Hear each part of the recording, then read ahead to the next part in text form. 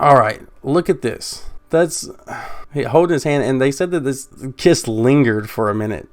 And then there's this one, which wasn't that long ago. I know daughters and fathers who peck each other on the lips, but it's just a peck. It's not like a lingering kiss. It's just so. I don't want to say too much, man. It's just weird. It's almost, I don't know. I don't want to infer too much or assume too much. It's just, I don't do that with my kids. I might peck them on the cheek or something like that, but oh my God, that is so cringeworthy. And he's already had like a history of so many different gaffes and memes and stuff like that. Let's just watch this. Watch this, guys. How's it, gangin' dudes and dudettes? That's right, I didn't forget this time, did I? All right, so I have a little bit of a different video today. I want to get into some of my predictions for the Iowa caucuses, what's getting ready to happen just in a couple hours upon recording this video. But I wanted to talk about how I think that Joe Biden might not do as well. I think Yang will rise and Biden will 100% fall. But I can't get into any specifics just yet because... That's right. You don't forget the gravy, and I won't forget the gravy. So, if you want to make sure you've seen on screen at some point, all you got to do is just make sure you pour some gravy on that algorithm. Like, comment, and share. And you know what I'm saying? Get on the screen. You know what I mean? You know what I'm saying? It'll be right there on the screen. I think you guys enjoy it.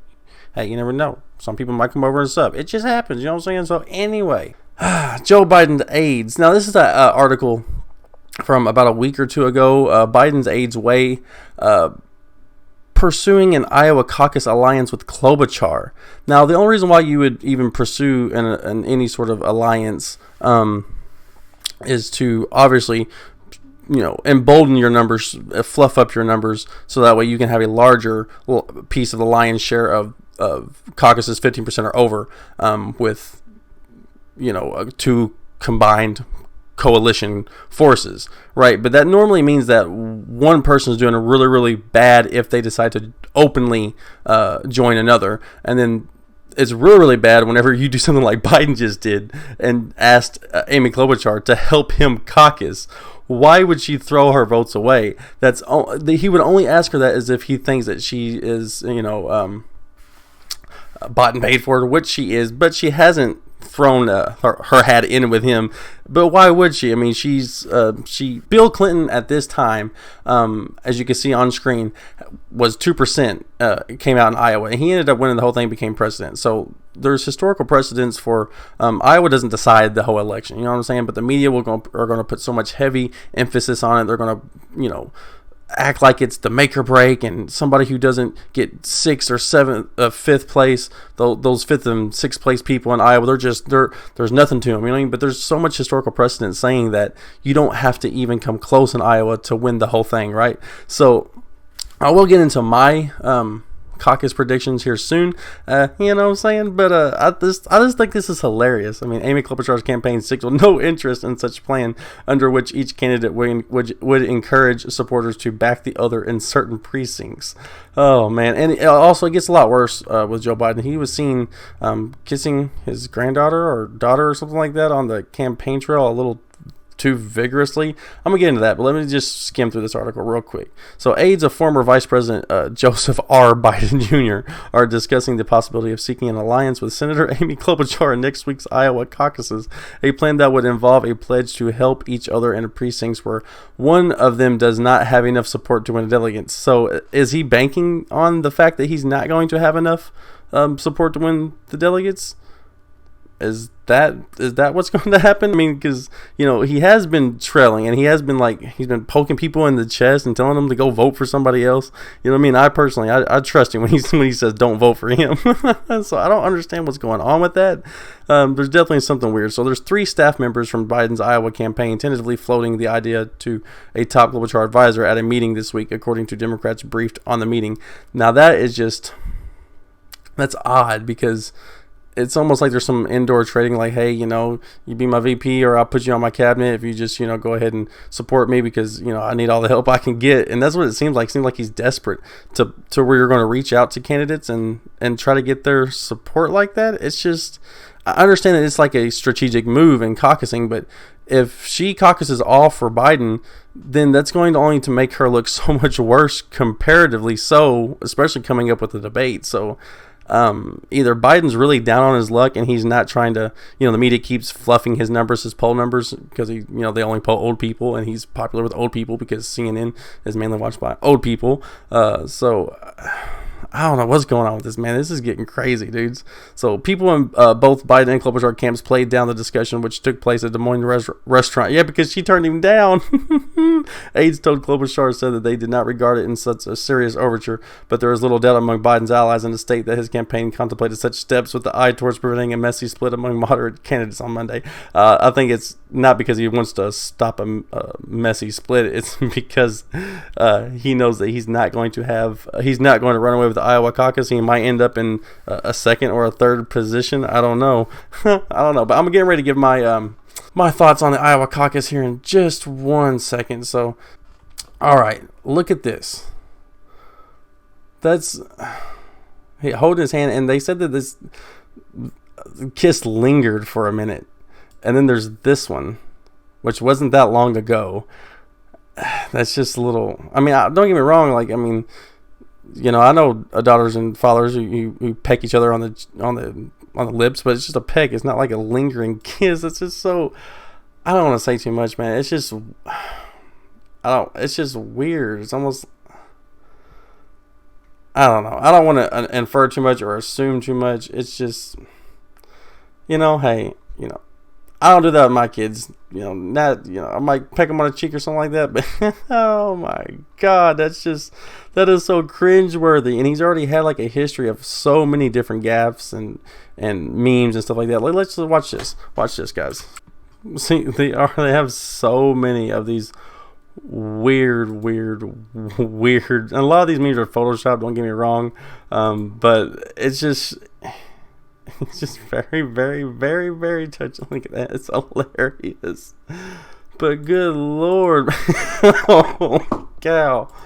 Oh, man. So I don't know. It's just, I thought that was super cringy. So anyways, let's go ahead and let's just get into my prediction for the caucus tonight. Now, by the time this comes up, there's going to be polling results coming out. So we'll see how far and close that I actually am. But coming in number 1, we have Iowa caucus predictions. Old man Sanders with coming at the hot high up 32%. A lot of people have him higher than 32%. A lot of the mainstream establishments have him like 29, 30. I think that he's going to do fairly well because he's had, his campaigns are making hundreds of thousands of calls in Iowa. They're mobilized from the year before, even though quite a few of them were disenfranchised and left. He's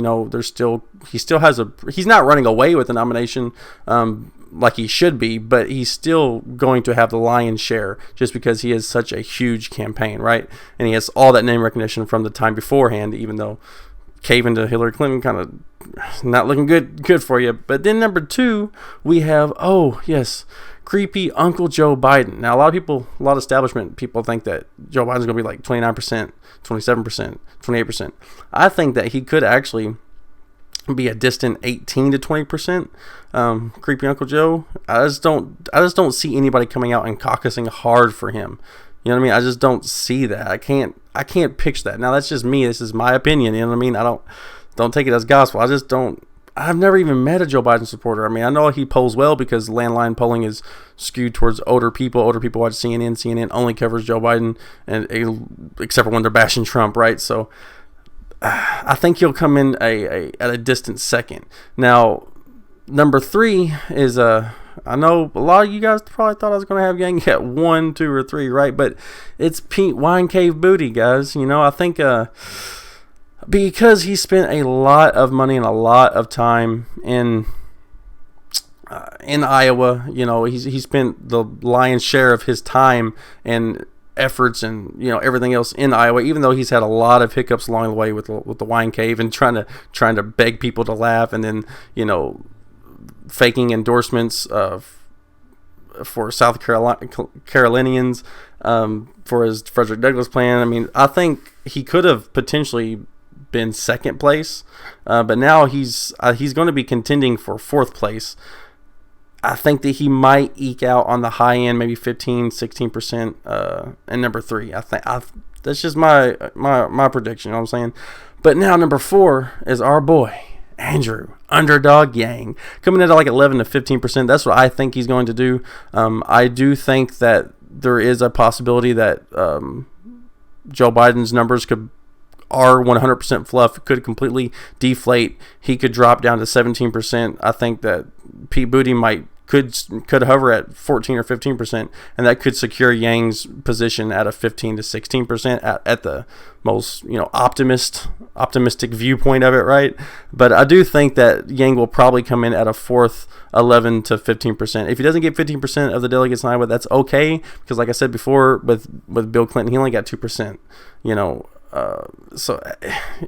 Iowa doesn't really mean anything. But I do think if Yang comes in at like a fourth place, then that'll be breaking expectations. If he can capture a third, it would be game over. I mean, Yang's going all the way at that point. And it'd pretty much just be Andrew and Sanders. So no matter what the establishment could do. But coming in at fifth, probably be Pocahontas, you know what I'm saying? Now, there's a chance she might jump up to 12% or something like that, or her or Pete Buttigieg might battle a little bit. She might drag Andrew Yang down a tad bit. She might hop up to 12, but I think she's going to stay around 7 or 10%. I think her numbers have just been declining. She's just done. She's done. There's nothing. Elizabeth Warren, nobody likes her. Pocahontas is just done. And then, of course, / other, I think, number 5, number 6, number 7, number 8 would probably just be Tom Steyer, Bloomberg, Klobuchar, and maybe Tulsi Gabbard, if she still has support out there who would come out and caucus for her. So I think that's probably what's going to happen. They're going to get split the rest of that. That's if something crazy happens with Klobuchar, but I don't think anybody's going to be caucusing for her. And that's not to say that Bloomberg and Steyer won't just shell out $400,000 or $500,000 on Craigslist and get people to just come down there and caucus for them. You know what I'm saying? So I don't know. But Tom Steyer's daughter has been friendly to the Yang gang. So I don't know. Maybe a few Steyer supporters will come over and help Andrew with the caucus. You know what I'm saying? So that's pretty much what I got, guys. I think creepy Joe Biden is going to be just dropping after Iowa, and fingers crossed, I think Yang is going to do semi-well, shock the world, and I think he's going to be going up from here, guys, unless there's a bunch of smear articles and a bunch of crazy shenanigans that happen between the DNC and the regular caucusing. Sometimes they might want to switch, locations last minute. They do a lot of weird stuff, so don't you worry. I'll be up late tonight. I'll be vigilant on this kind of stuff, and that's really all I got for you guys. I will have another video that will be Patreon sponsored. It's going to be sort of highly edited, and I think you guys will enjoy that. It's going to be kind of the story of why everybody likes Andrew Yang, and stay tuned for that. Don't forget, guys, we have the Twatters, we have the Discords, we have the Patreon, we have the merch, hopefully some new merch, maybe some gravy merch is coming soon, you know what I'm saying? Anyways, guys, I love you, and I'll catch you guys in the next one.